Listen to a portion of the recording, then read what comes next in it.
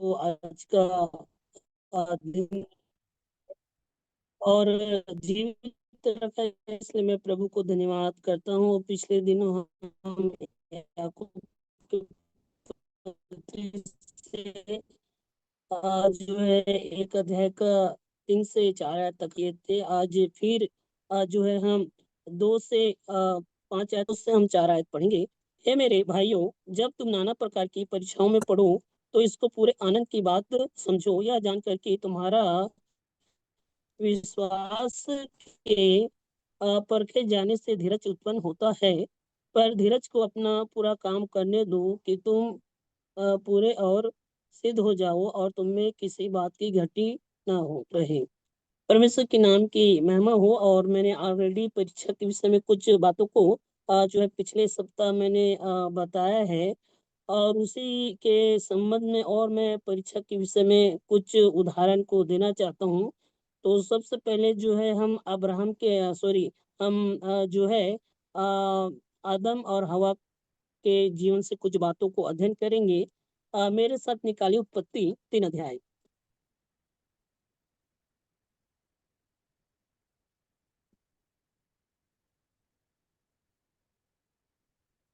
3 अध्याय का हम जो है 1 से लेके 7 आयत तक हम अध्ययन करेंगे।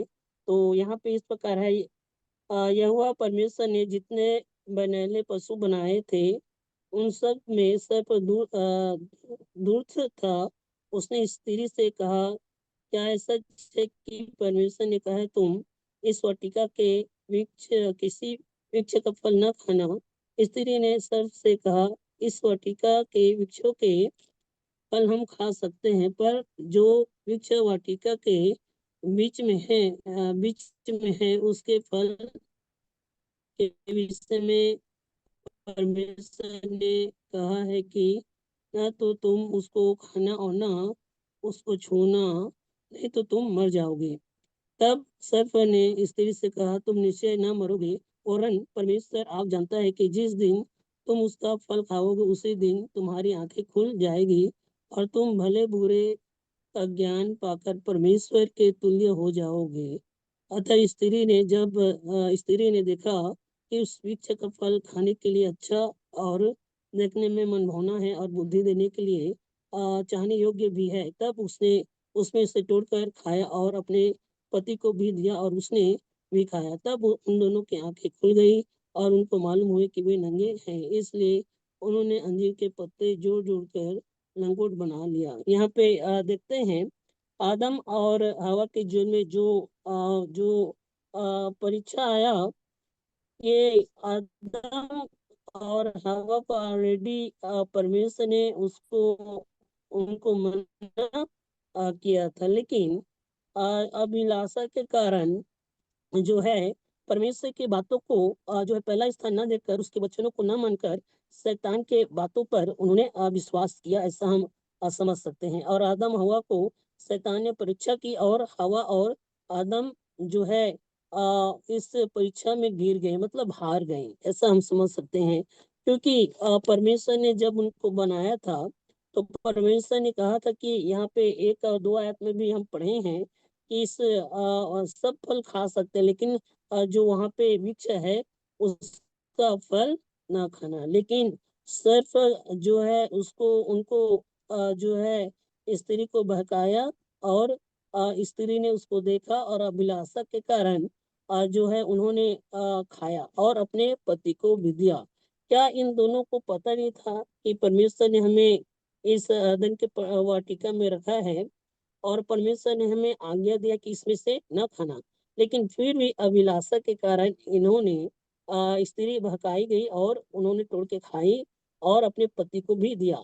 अब्राहम जो है मना कर सकता था, लेकिन अब्राहम भी अपने पत्नी के बातों में आके उन्होंने भी खाया और परमेश्वर की दृष्टि में क्या किया, उन्होंने पाप किया। तो हम यहाँ पे देखते हैं कि कभी भी जो है संसारिक अभिलाषा के कारण जो हमारे जीवन के लिए अच्छा नहीं है या हमारे शरीर के लिए अच्छा नहीं है, उसको कभी भी हमें सेवन नहीं करना चाहिए।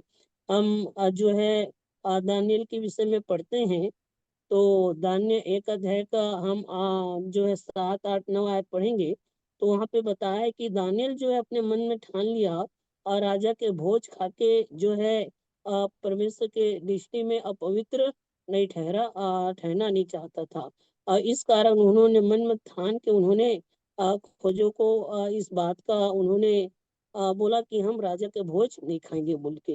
मेरे प्यो, हमारे इस संसार में हम जीवन जीते हैं, तो कई चीज हमारे आत्मिक जीवन के लिए जो है हानिकारक रहता है, और साथ ही साथ कई ऐसे वस्तु हैं जो हमारे शारीरिक जीवन के लिए भी हानिकारक रहता है। इसलिए कभी भी जो है अभिलाषा में पड़ के जो हमारे शरीर को नाश कर सकता है, या हमारे आत्मिकता को नाश कर सकता है, पवित्रता को नाश कर सकता है, उसको कभी भी हमें जो है सेवन या असेवन नहीं करना चाहिए।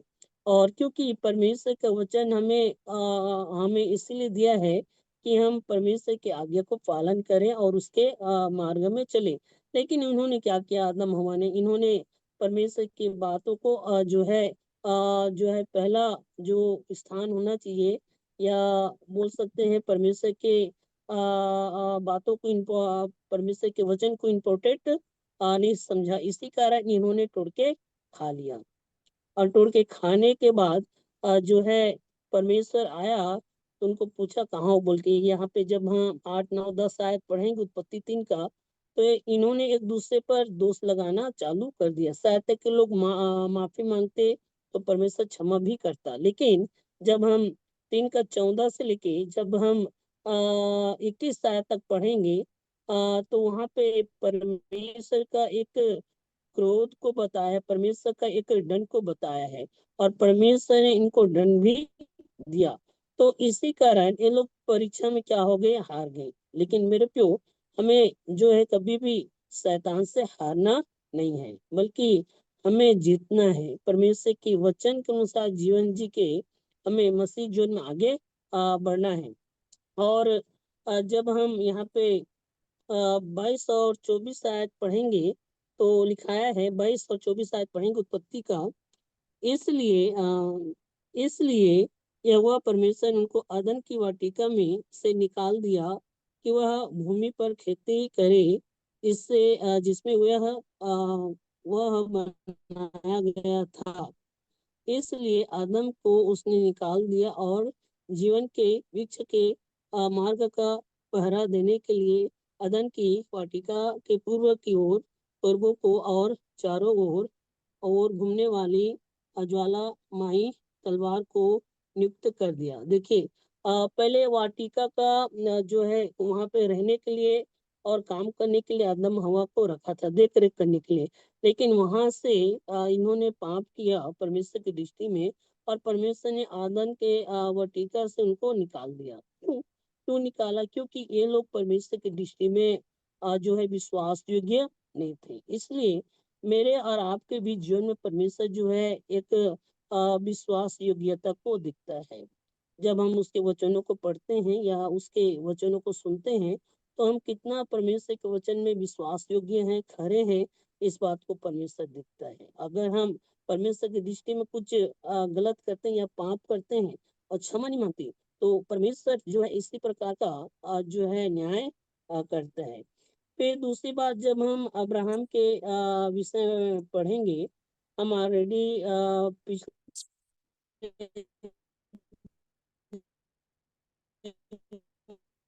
हम अब्राहम के विषय में पढ़ रहे थे। तो अब्राहम के मतलब परमेश्वर ने परखा 22। तो अब्राहम जो है परमेश्वर के बातों को पहला स्थान दिया, परमेश्वर के वचन को मानकर जो है अपने पुत्र को भी बलि करने के लिए तैयार हो गया, और वो पास हो गया, और इस कारण उसका पुत्र भी बच गया, और परमेश्वर ने उसको तमाम प्रकार के आशीष दिया।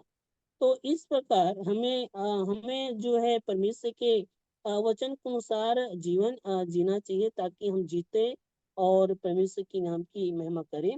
फिर उसके बाद जो है हम यूसुफ के विषय में पढ़ते हैं।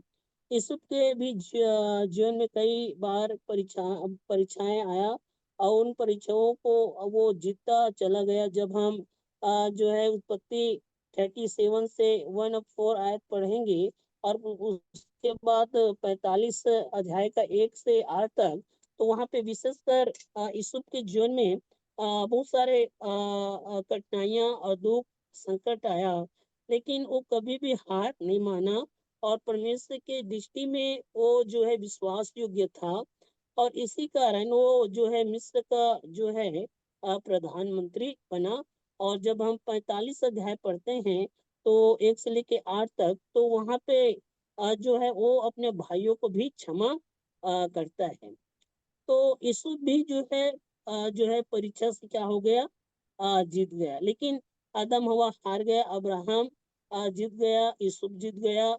और जब हम याकूब के विषय में पढ़ते हैं, याकूब के भी जीवन में जो है 1 अध्याय का 1 से 13 आयत तक पढ़ेंगे, फिर 2 अध्याय का 1 से 10 आयत।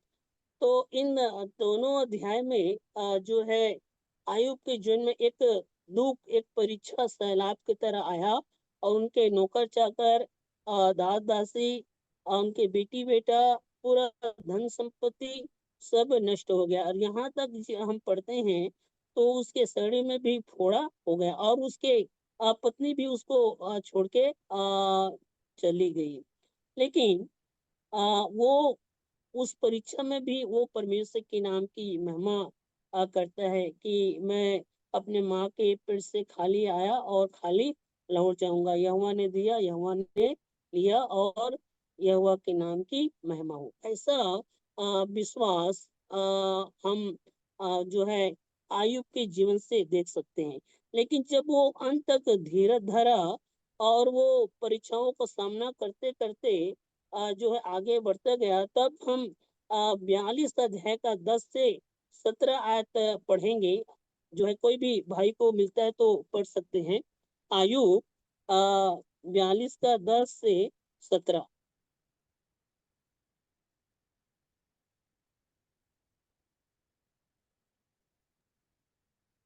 जब अय्यूब ने अपने मित्रों के लिए प्रार्थना की, तब यहोवा ने उसका सारा दुख दूर किया, और जितना अय्यूब का पहले था उसका दोगुना यहोवा ने उसे दे दिया।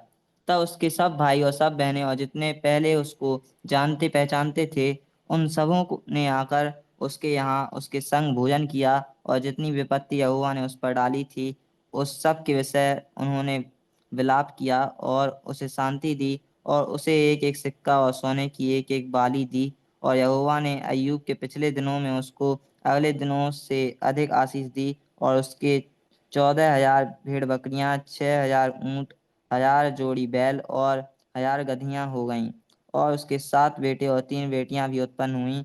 इनमें से उसने जेठी बेटी का नाम तो यमीमा, दूसरी का कसिया और तीसरी का केरेन केरेनापूक रखा।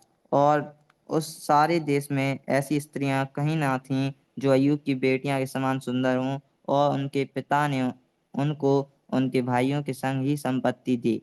इसके बाद अय्यूब ने 140 वर्ष जीवित रहा और 4 पीढ़ी तक अपना वंश देखने पाया। निदान अय्यूब वृद्धावस्था में दीर्घायु होकर मर गया। हाँ, परमेश्वर के नाम की महिमा हो। यहाँ पे हम 10 आयत में जब पढ़ते हैं, जब आयुब ने अपने मित्रों के लिए प्रार्थना की, तब यहोवा ने उसका सारा दुख दूर किया और जितना आयुब के पास पहले था उसका दुगना यहोवा ने उसे दिया। परमेश्वर के नाम की महिमा हो। देखिए, आयुब के जीवन में जो संकट, जो अ, दुख आया और एक परीक्षा का लहर आया, लेकिन वो विश्वास में नहीं गिरा, उसका विश्वास कमजोर नहीं हुआ। वो विश्वास में स्थिर और मजबूत बने रहा और परमेश्वर के नाम की महिमा वो अपने जीवन के द्वारा किया। तब परमेश्वर ने जो है यहाँ पे उसके सारे दुख को क्या कर दिया, दूर कर दिया। और परमेश्वर ने पहले के से कहीं ज्यादा दुगना उसको आशीष दिया। जैसे बाल बच्चे, धन संपत्ति, नौकर चाकर, बहुत सारा आशीष परमेश्वर ने उसको दुगना दिया। और साथ ही साथ वो जो है आयुब जो है 140 वर्ष तक जीवित रहा, 4 पीढ़ी तक। मेरे प्यो, आयुब भी क्या हुआ, जीत गया परीक्षा से, मतलब शैतान से जीत गया। इस कारण मुझे और आपको भी आयुब के समान जो है विश्वास में स्थिर, वचन में स्थिर, और जो है धीरज धर के हमें जीवन जीना चाहिए। और जब हम इस प्रकार के जीवन जीते हैं तो जरूर परमेश्वर मुझे और आपको भी दुगना आशीष देने वाला परमेश्वर है। इसलिए हम आयुब के भी जीवन से देख सकते हैं किस प्रकार वो परीक्षा में परमेश्वर के प्रति विश्वास योग्य बने रहा, और वो अपने जीवन के द्वारा उन्होंने परमेश्वर के नाम की महिमा किया। इसलिए मेरे और आपके जीवन में जब हम इस संसार में जीवन जीते हैं तो नाना प्रकार के परीक्षाएं हमारे जीवन में आएगा। उस समय हमारा विश्वास मजबूत है या नहीं है, उस समय पता चलेगा। हम वचन में स्थिर हैं या नहीं है, उस समय पता चलेगा। हमारा हम धीरज कितना धरते हैं, उसी समय पता चलेगा। इसलिए ये आयुब के जीवन में जो घटना घटा है वो मेरे और आपके लिए, ताकि हम मसीह जीवन में स्थिर और मजबूत हो सके। फिर उसके बाद जो है हम प्रभु यीशु मसीह के विषय में पढ़ते हैं। आप कई बार प्रभु यीशु मसीह के विषय में पढ़े हैं।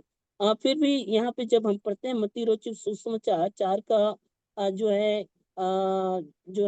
1 से 10 आयत में, तो यहाँ पे भी जो है शैतान उसको परखने के लिए आया, और शैतान उसको जो है अलग अलग प्रकार से परीक्षा किया। लेकिन प्रभु यीशु मसीह भी उनको शैतान को वचन से जो है उस परीक्षा में पास हो गया, जीत गया, ऐसा हम समझ सकते हैं। और शैतान हार के उसके उसके पास से चला गया। इसलिए हमारे जीवन में जब परीक्षा आता है तो हम हमें भी परमेश्वर के वचन के अनुसार जो है जीवन जीना और निर्णय लेना बहुत जरूरी है। और जब हम जीवन जिएंगे और वचन के अनुसार आत्मिक बातों के लिए हम निर्णय लेंगे तो जरूर मेरे प्यो हम जो है शैतान से हम विजय पा सकते हैं। इसलिए मैंने कुछ उदाहरण को बताया, जैसे कि आदम हवा का, फिर दूसरा अब्राहम का, अब्राहम जीत गया, आयुब जीत गया, और याकूब जीत गया, प्रभु यीशु मसीह भी जीत गया। इसलिए मुझे और आपको भी जो है हमें जीतना है, हमें विजय पाना है। फिर यहाँ पे जब हम पढ़ेंगे 4 आयत पढ़ेंगे तो लिखाया है याकूब 1 अध्याय का 4 आयत, पर धीरज को अपना पूरा काम करने दो कि तुम पूरे और सिद्ध हो जाओ और तुम में किसी बात की घटी न रहे। मेरे प्यो, हमारे जीवन में कोई भी आत्मिक विषय में कमी या घटी नहीं होना चाहिए। मतलब हम प्रभु यीशु मसीह को अपना उद्धारकर्ता के रूप में ग्रहण किए हैं और परमेश्वर के वचनों को हम पढ़ते हैं, सुनते हैं, तो हमें अनिरंतर जो है पवित्रता में, आत्मिकता में, वचन में, प्रार्थना में, संगति में निरंतर हम हमें जो है बढ़ते जाना है। एक विश्वासी के जीवन में जो है आत्मिक बातों का कमी कभी भी नहीं होना चाहिए। इसलिए पवित्रता, वचन, प्रार्थना, प्रेम, इन इन बातों में कभी भी कमी नहीं होना चाहिए। इसलिए हम 1 तीमुथियुस 3 का जो है 1 से 13 आयत पढ़ते हैं। तो वहां पे हम पढ़ते हैं, प्रभु ने कहा, सॉरी, वहां पे पौलुस कहता है कि हमें इस प्रकार के परमेश्वर के वचन में निरंतर बढ़ना है। और प्रभु यीशु मसीह भी मत्ती रचित सुसमाचार 5 का 20 में हम पढ़ते हैं, प्रभु ने कहा कि यदि तुम्हारी धार्मिकता शास्त्रियों और फरिसियों की धार्मिक राज्य में कभी भी प्रवेश करने न पाओगे। मेरे प्यो, यहाँ पे एक जो है एक उदाहरण दिया है शास्त्री और फरिसी लोगों के विषय में। मेरे प्यो, हम हमारा धार्मिकता इन शास्त्री और फरिसी लोगों से बढ़ के होना चाहिए, तब हम जाके स्वर्ग के भागीदार बनेंगे। इसलिए हम जैसा हम परमेश्वर के वचन बोलते हैं या वचन सुनते हैं या पढ़ते हैं, उसके अनुसार जीवन जीना बहुत जरूरी है। इसलिए प्रभु यीशु मसीह यहाँ पे स्पष्ट कह दिया है, तुम्हारा धार्मिकता शास्त्रियों और फरिसियों की धार्मिकता से बढ़ के होना चाहिए, तब तुम स्वर्ग के राज्य में प्रवेश करने पाओगे। इसलिए हमारा धार्मिकता इस संसार में जीवन जीते हैं तो हमारा धार्मिकता जो इन इनसे बढ़ के होना चाहिए। एक अच्छा हमारा जीवन होना चाहिए। इसलिए यहाँ पे पढ़ते हैं, पर धीरज को अपना पूरा काम करने दो कि तुम पूरे और सिद्ध हो जाओ और तुम में किसी बात की घटी ना हो। हमें आत्मिक जीवन में किसी भी बात की घटी नहीं होना चाहिए। फिर उसके बाद हम यहाँ पे पढ़ेंगे, 5 आयत पढ़ेंगे। पर यदि तुम्हें किसी को बुद्धि की घटी हो तो परमेश्वर से मांगे। इब्रानी भाषा बोलने वाले लोग एक मनुष्य को ज्यादा बुद्धि और ज्ञान है तो परमेश्वर ने दिया हुआ वरदान है, ऐसा विचार करते हैं यहूदी लोग, यह जो है। और इसलिए उस शब्द को इब्रानी जो है इब्रानी भाषा में जो है कोचम बोला गया है, कोचम बताया गया है। और सुलेमान के जीवन के विषय में हम पढ़ते हैं तो सुलेमान के भी जो है ज्ञान का बुद्धि का घटी था। इसलिए जब हम पहला राजा पढ़ते हैं 3 का जो है 7 और 7 से 9, तो वहां पे सुलेमान जो है परमेश्वर से प्रार्थना करता है और अपने राजपाट को चलाने के लिए परमेश्वर से ज्ञान और बुद्धि मांगता है, और परमेश्वर ने उसको ज्ञान और बुद्धि भी दिया। तो इसलिए प्रियो, अगर मेरे और आपके जो जीवन में बुद्धि या ज्ञान का कमी या घटी है, तो हमें अपने लोगों को ज्ञान और बुद्धि जो है परमेश्वर ने हमें हमें देता है। इसलिए हम नीति वचन में पढ़ते हैं 2 अध्याय में, बुद्धि को जो है चांदी के समान और गुप्त गुप्त धन के समान ढूंढना चाहिए। तो हमारा परमेश्वर जो है बुद्धि और ज्ञान देने वाला भरा हुआ है। इसलिए हम नए नियम में पढ़ते हैं, लोग को लज्जित करे। मेरे क्यों, हम थे, लेकिन आज हम प्रभु को जानते हैं, प्रभु को अपने उद्धारकर्ता के रूप में ग्रहण किए हैं। तो इस कारण हम परमेश्वर की दृष्टि में जो है एक बुद्धिमान लोग हैं। इसलिए हमें जो है बुद्धिमानी के साथ जीवन जीना चाहिए। और अगर ज्ञान और बुद्धि का कमी घटी है तो हमें जो है प्रार्थना करना चाहिए, जैसा सुलेमान प्रार्थना किया और परमेश्वर ने उसको बुद्धि दिया। एक विश्वासी को इस संसार दुनिया में रहने के समय ज्ञान और बुद्धि की बहुत ही आवश्यकता है। ज्ञान और बुद्धि के बिना इस संसार में जीवन नहीं जी सकता, और इसलिए ज्ञान और बुद्धि की जरूरत है। इसलिए परमेश्वर से प्रार्थना करना चाहिए और वचन को भी अच्छे से समझने के लिए परमेश्वर से प्रार्थना करना चाहिए। कई बार हम प्रार्थना अपने संसारिक अभिलाषा के लिए हम प्रार्थना करते हैं, लेकिन हमें जो है आत्मिक बातों के लिए जो है प्रार्थना करना चाहिए। परमेश्वर के वचन को सही से समझने के लिए, सही से जानने के लिए और सही रीति से परमेश्वर के वचन को प्रचार करने के लिए प्रार्थना करना चाहिए।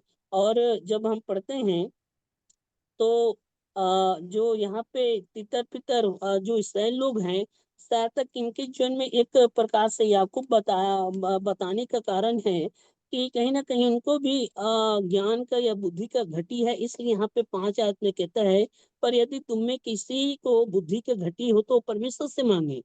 कहीं ना कहीं इनको बुद्धि का घटी होगा। इसलिए उस समय के लोगों को इस प्रकार के कहता है, यदि तुम में किसी को बुद्धि की घटी है तो परमेश्वर से मांगे। इसलिए मेरे प्यो, इस तितर बितर हुए लोगों के बीच में ज्यादा लोगों के पास ज्ञान की कमी ना होने के कारण शायद तक उनके जीवन में बहुत सारा समस्या दुख आया होगा। इसलिए याकूब इस बात को समझाता है, भाइयों को आश्वासन देता है। इसलिए मुझे और आपको भी परमेश्वर के वचन में मजबूत होने के लिए हमें बुद्धि का आवश्यकता है और कभी भी घटी नहीं होना चाहिए। और प्रभु यीशु मसीह हम पढ़ते हैं तो प्रभु यीशु मसीह मत्ती रचित सुसमाचार 7 में वहाँ पे जो विश्वास से मांगते हैं उसको जो है प्रभु देता है, ऐसा वहाँ पे हम पढ़ते हैं। इसलिए कभी भी तुम मांगोगे तो तुम्हें मिला जाएगा। इसलिए मुझे और आपको परमेश्वर से मांगना चाहिए, और कैसा मांगना चाहिए, विश्वास के साथ जो है मांगना चाहिए। और हमारे जीवन में किसी भी बात की घटी या कमी नहीं होना चाहिए, आत्मिक बातों के लिए विशेषकर।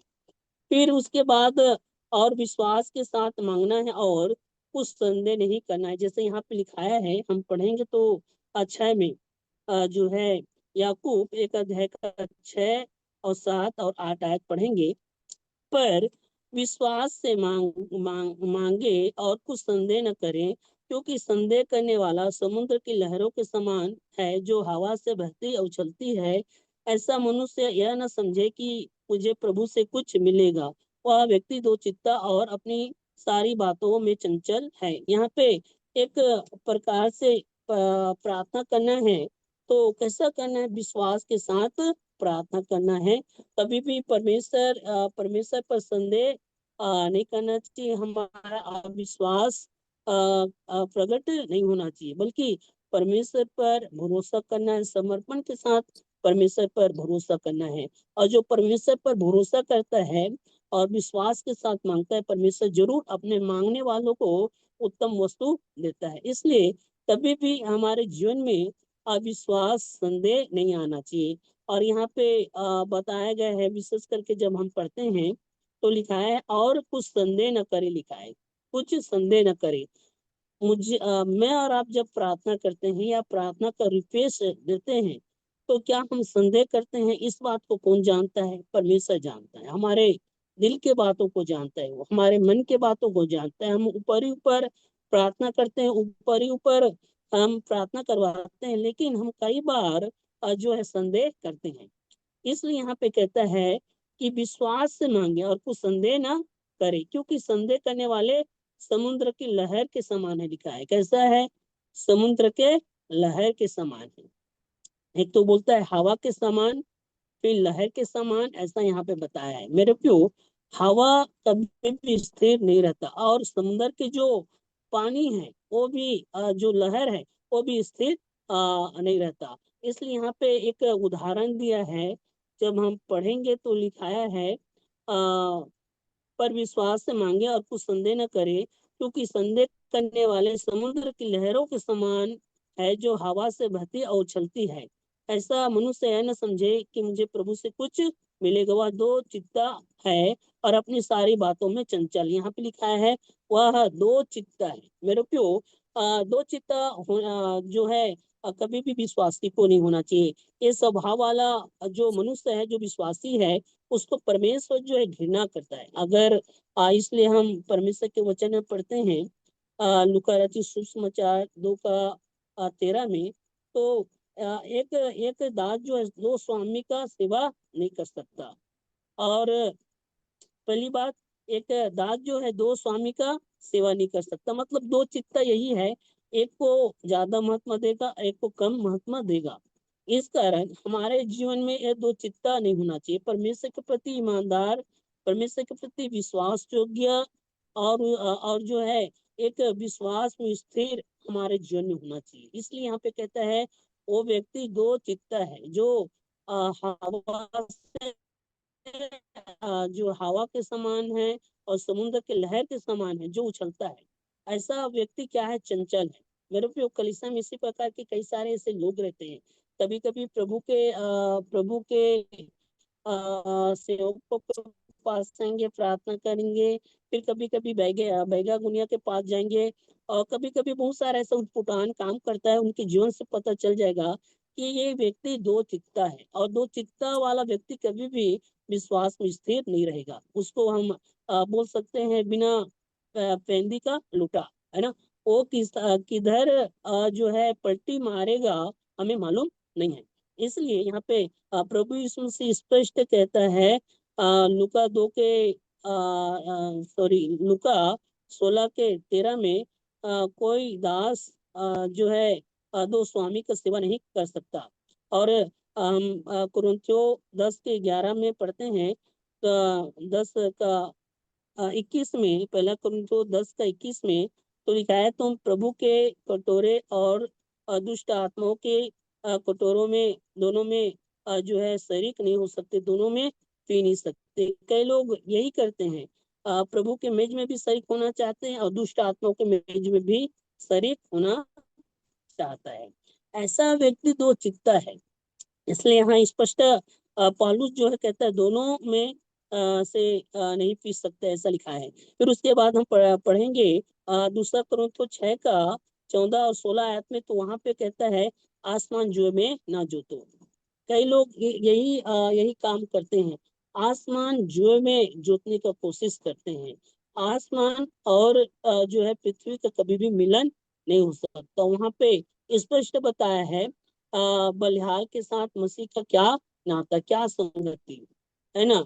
जब उस अध्याय को पढ़ेंगे तो बहुत सारे बातों को वहां पे हम सीख सकते हैं। इसलिए आसमान जुए में ना जोतना चाहिए।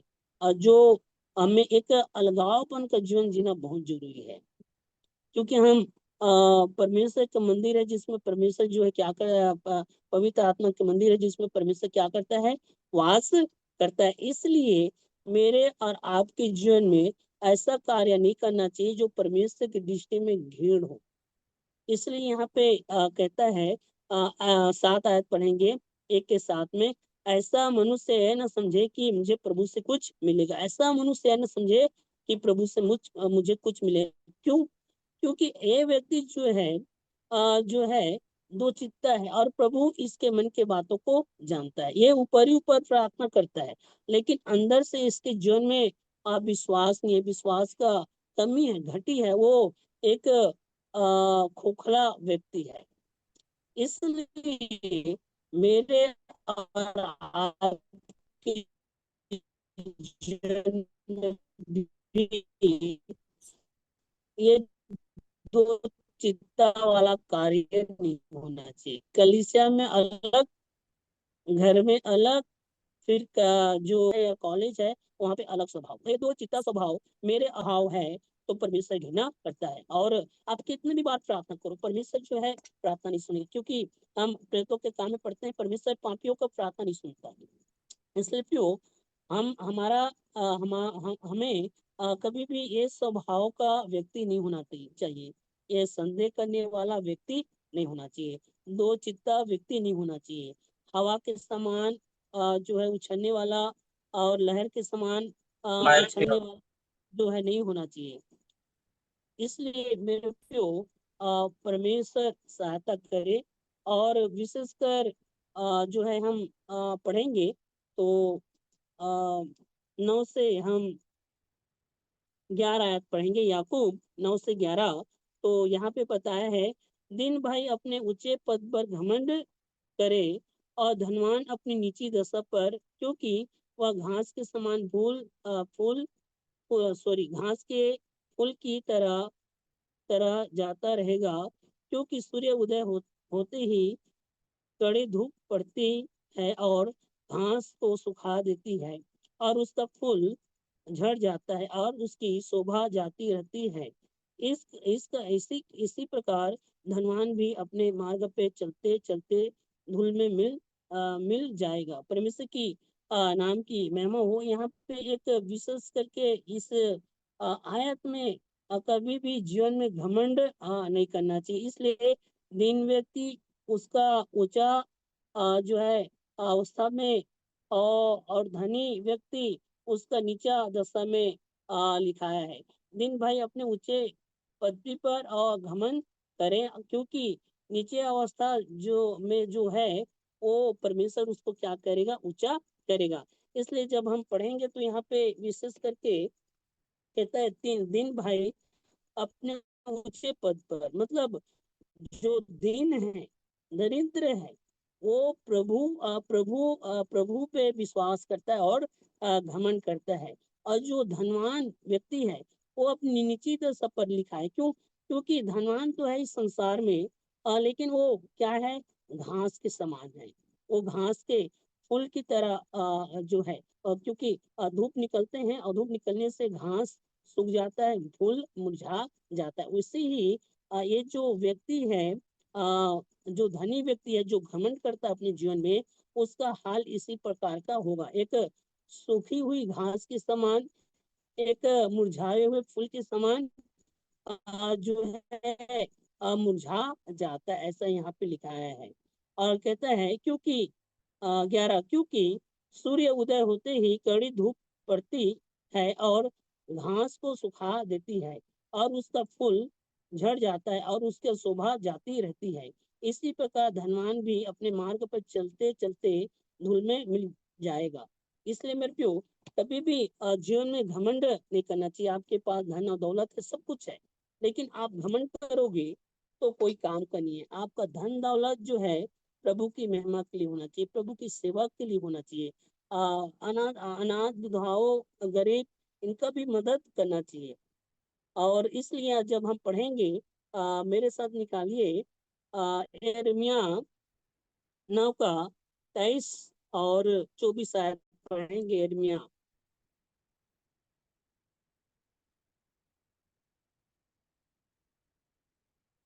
यिर्मयाह 9 का 23 और 24।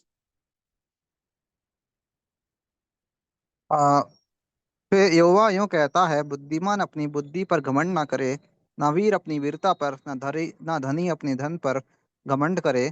परंतु जो घमंड करे वह इसी बात पर घमंड करे कि वह मुझे जानता और समझता है कि मैं नहीं वह यहोवा हूँ जो पृथ्वी का करुणा, न्याय और धर्म के काम करता है, क्योंकि मैं इन्हीं बातों से प्रसन्न रहता हूँ। हाँ, परमेश्वर के नाम की महिमा हो। यहाँ पे कहता है, यहोवा यो कहता है, बुद्धिमान अपनी बुद्धि पर घमंड न करे, न वीर अपनी वीरता पर, न धनी अपने धन पर घमंड करे। परंतु जो घमंड करे वह इस बात पर घमंड करे कि वह मुझे जानता है। मेरे प्यो, मेरे मेरे और आपके पास इस संसार में धन संपत्ति नहीं है हालांकि, लेकिन मैं और आप परमेश्वर को जानते हैं। ये सबसे बड़ा घमंड का बात है। लेकिन आपके पास धन संपत्ति है, लेकिन आप परमेश्वर को नहीं जानते और वो आप घमंड करते हैं, तो ये सबसे बड़ा दुख है। क्योंकि यहाँ पे हम याकूब के पत्र में जैसा पढ़े हैं कि जो घमंड करने वाले जो लोग हैं, वो जो है घास के समान है, और उस फूल के समान है जो धूप लगते ही क्या हो जाता है, मुरझा जाता है। यहाँ पे जब हम पढ़ेंगे तो ये जो धूप है वो परमेश्वर के क्रोध को दर्शाता है। इसलिए मेरे और आपके जीवन में हमें घमंड करना है तो प्रभु के नाम से घमंड करना है, और किसी बात के लिए कभी भी घमंड नहीं करना है। यशायाह भी हम पढ़ेंगे। यशायाह जो है 40 का जो है 6 पढ़ेंगे। यशायाह 40 का 6।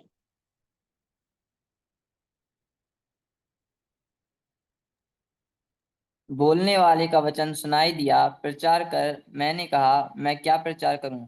सब प्राणी घास हैं, उनकी शोभा मैदान के फूल के समान है। हाँ, सब प्राणी क्या है, घास के समान है लिखा है, और उसकी शोभा व्यर्थ है। इसलिए मेरे को कभी भी घमंड देख रहे थे, हमें प्रभु में घमंड करना है। और यहाँ पे विशेषकर जो फूल है, हालांकि सुंदर तो है, लेकिन वो कुछ दिनों के लिए है, वो कुछ समय के लिए, वो धूप निकलते ही वो सूख जाता है। और इस कारण कभी भी हमें किसी भी चीजों के लिए हमें घमंड नहीं करना है। घमंड करना है तो प्रभु में हमें घमंड करना है, और हमें एक दिन व्यक्ति बन के हमें जीवन जीना है। क्योंकि हम जब इस संसार में दिन बन के जीवन जिएंगे तो प्रभु हमें क्या करेगा, ऊंचा उठाएगा। इसलिए यहाँ पे हम स्पष्ट यहाँ पे पढ़ते हैं। और फिर उसके बाद जब हम यहाँ पे पढ़ेंगे 12 से हम जो है 15 आयत तक पढ़ेंगे। याकूब 12 अध्याय का सॉरी याकूब 1 अध्याय का 12 से 15 आयत तक। धन्य है वह जो मनुष्य जो परीक्षा में स्थिर रहता है, क्योंकि वह खरा निकल कर जीवन का मुकुट पाएगा, जिसका प्रतिज्ञा प्रभु ने अपने प्रेम करने वालों से की है। जब किसी की परीक्षा हो तो वह यह न कहे कि मेरी परीक्षा परमेश्वर की ओर से होती है, क्योंकि न तो बुरी बातों से परमेश्वर की परीक्षा हो सकती है, और न वह किसी की परीक्षा आप करता है। परंतु प्रत्येक व्यक्ति अपनी ही अभिलाषा में खींचकर और फंस कर परीक्षा में पड़ता है।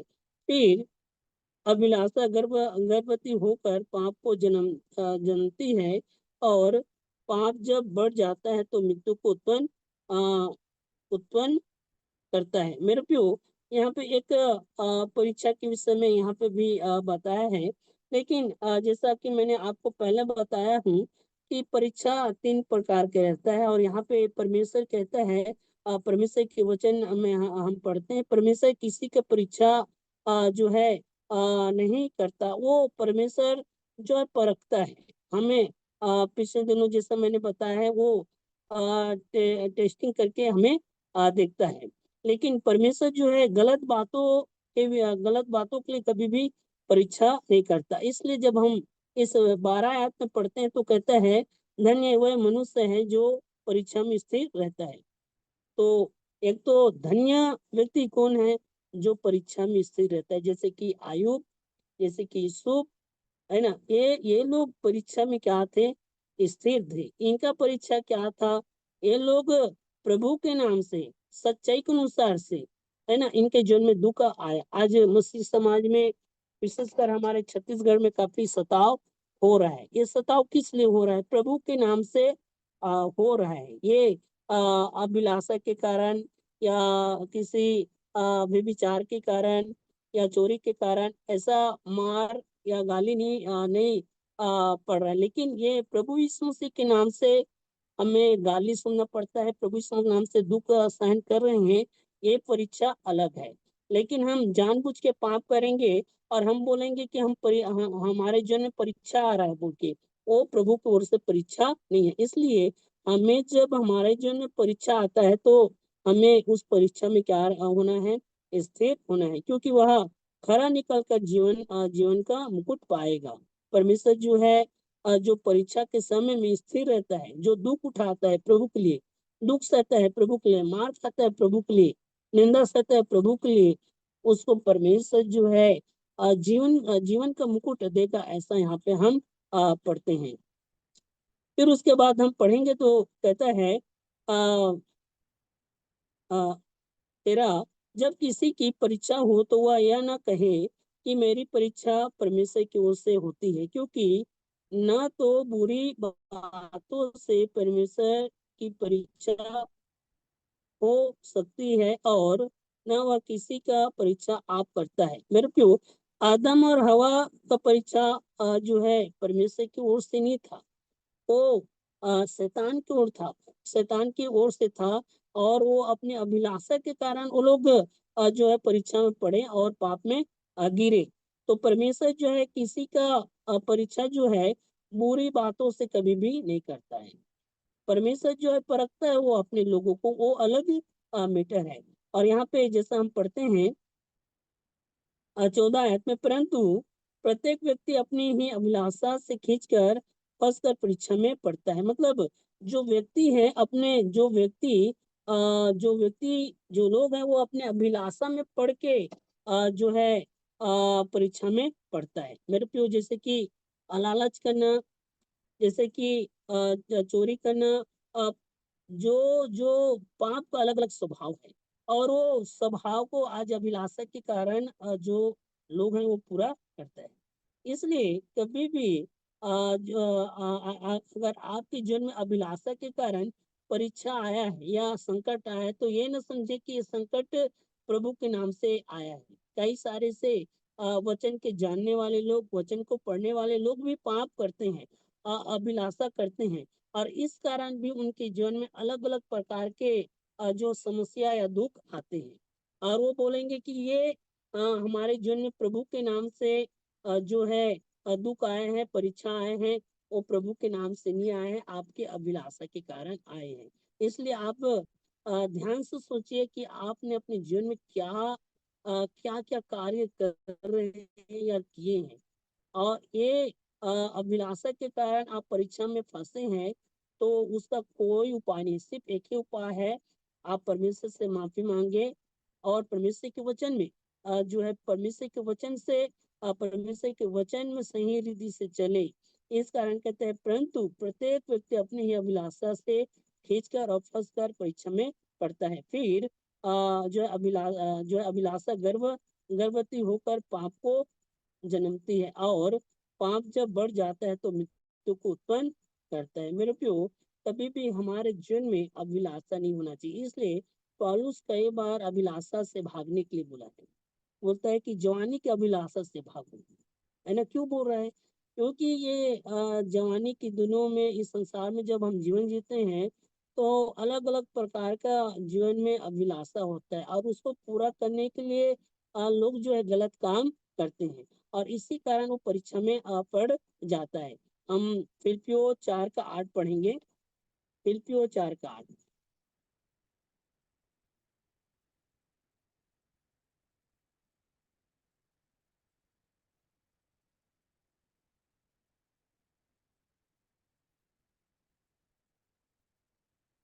4 का 8 में इस प्रकार लिखाया है, इसलिए है भाइयों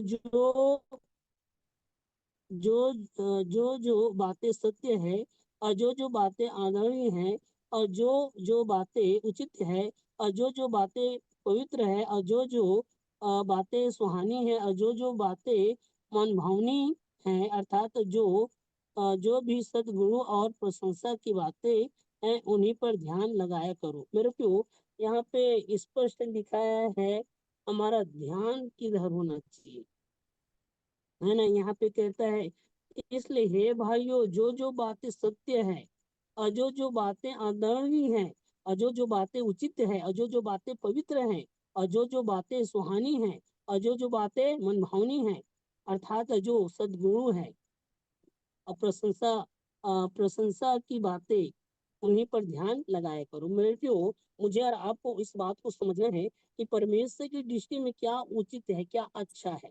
और इसलिए हमें कभी भी अभिलाषा पर हमें ध्यान नहीं देना है।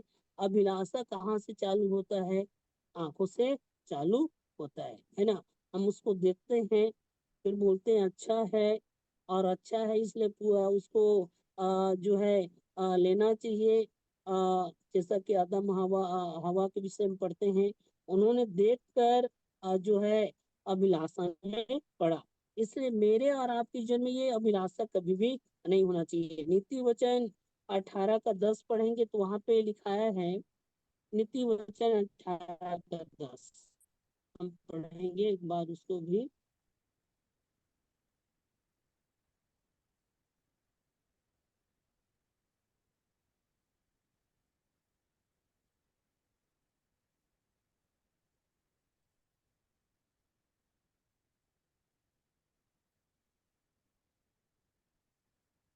हम्म, 18 का 10।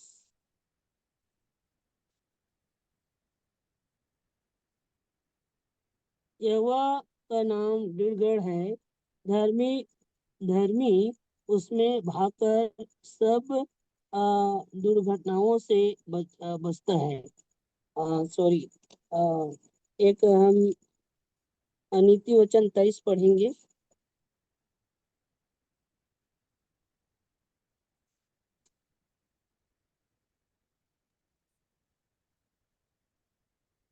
हाँ, 23 का 1 आयत पढ़ेंगे।